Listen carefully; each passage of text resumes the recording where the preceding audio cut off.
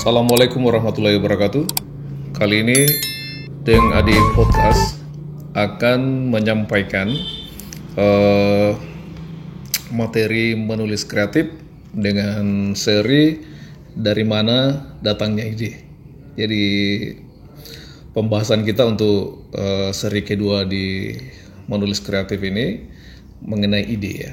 Jadi kenapa ide yang kemudian menjadi bahan kita untuk pertemuan kali ini, karena soal-soal ide ini sering menjadi pertanyaan-pertanyaan umum dalam banyak sekali workshop, pelatihan-pelatihan menulis atau kelas menulis yang kita laksanakan. Ide memang menjadi penting karena ide itu adalah sulu atau sumber utama dari seluruh urusan kita dalam menulis apa saja, apakah itu fiksi, non-fiksi, atau kegiatan apapun yang ingin kita laksanakan. Nah, saya ingin mengutip ungkapan dari mantan Presiden Amerika Serikat, John F. Kennedy, ya, mengenai ide ini bahwa orang mungkin akan mati, bangsa mungkin naik dan turun, tapi sebuah gagasan terus hidup.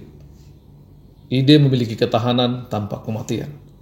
Jadi ini menunjukkan sebagai pesan bahwa ide itu sebenarnya selalu ada dan tidak pernah mati.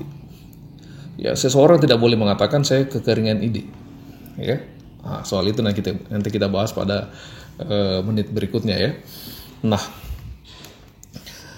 ide dalam definisi kamus disebutkan, ini dikutip dari Kamus Besar Bahasa Indonesia ya, di .web.id ya, bahwa ide disebutkan sebagai rancangan yang tersusun di dalam pikiran.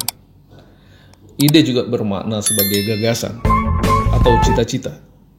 Jadi setiap orang yang memiliki alam pikir, gagasan atau hal yang mau dicapai, berarti sebenarnya dia sudah memiliki ide.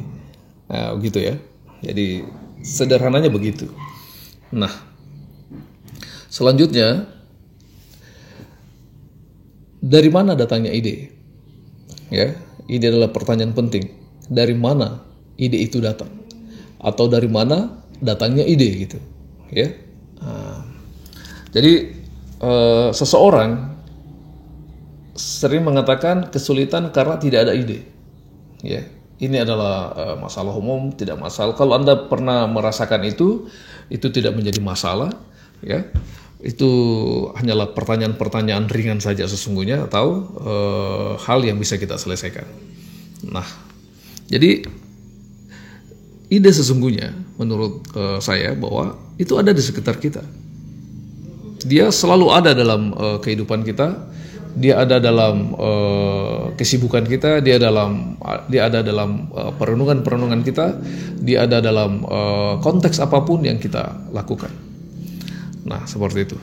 Nah, kemudian yang selanjutnya, ya, ide itu datang dari 3 hal.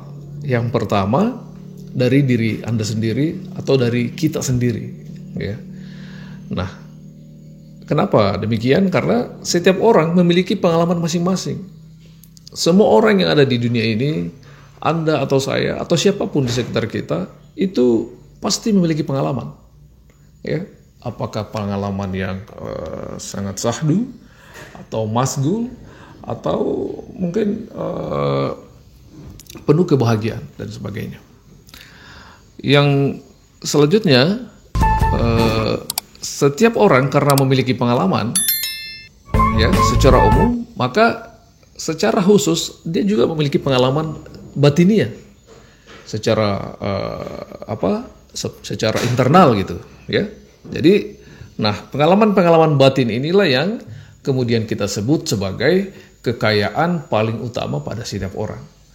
Kenapa ini menjadi kekayaan paling utama? Karena pengalaman masing-masing, kekayaan batin kita itu adalah hal yang paling fundamental dalam pikiran, dalam gagasan setiap orang. Seperti itu. Yang kedua, ide itu bersumber dari orang lain. Dari orang lain atau dari orang sekitar Anda. Dari adik Anda, kakak Anda, ibu Anda, bapak kita atau orang tua kita, dari kerabat kita, dari sahabat kita, atau siapapun yang pernah berinteraksi dengan kita. Ya. Nah, bahkan orang yang tidak pernah berinteraksi dengan kita itu bisa menjadi sumber sebagai orang baik.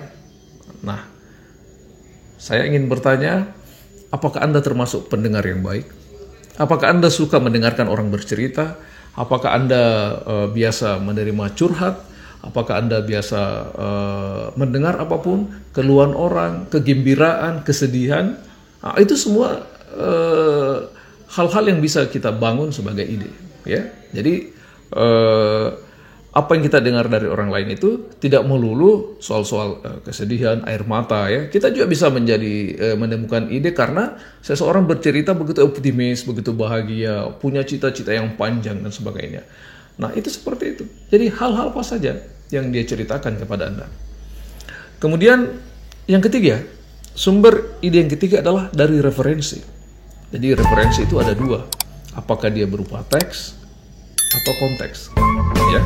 Nah, jadi apakah Anda usai menonton film, membaca buku, atau membaca status di media sosial, ya, atau Anda menemukan itu ketika Anda jalan-jalan ke pantai, naik motor, naik mobil, jalan kaki, atau yang tren sekarang naik sepeda misalnya, karena Anda keliling kampung lalu menemukan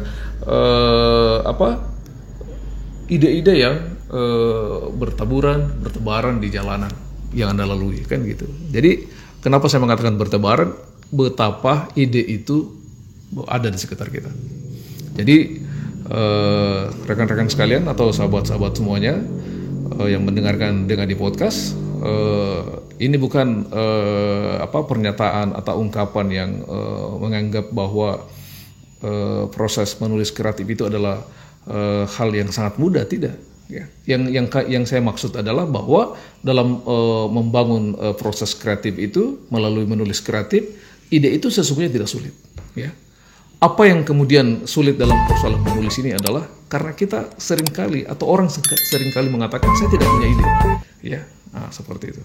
Nah, kita lihat lagi ya. Nah, saya sering mengatakan ya. Jadi ini semacam keynote dari saya ya. Atau ungkapan yang saya sering sampaikan ya, bahwa bila ada seseorang yang mengatakan saya tidak memiliki ide, menurut saya sesungguhnya kita dapat memulai dari itu ya, bisa dipahami ya. Kalau ada orang yang mengatakan saya tidak memiliki ide, tidak memiliki gagasan, maka sesungguhnya upaya kita dalam menulis kreatif itu sudah bisa dimulai. Kenapa? Pertanyaannya adalah kenapa Anda tidak punya ide? Saya kira cukup dari saya dengan di podcast, dan kita akan insya Allah kita ketemu lagi dalam pembahasan untuk seri berikutnya di menulis kreatif dengan di podcast. Terima kasih, dan tentu saja dengan saya dengan di Assalamualaikum warahmatullahi wabarakatuh.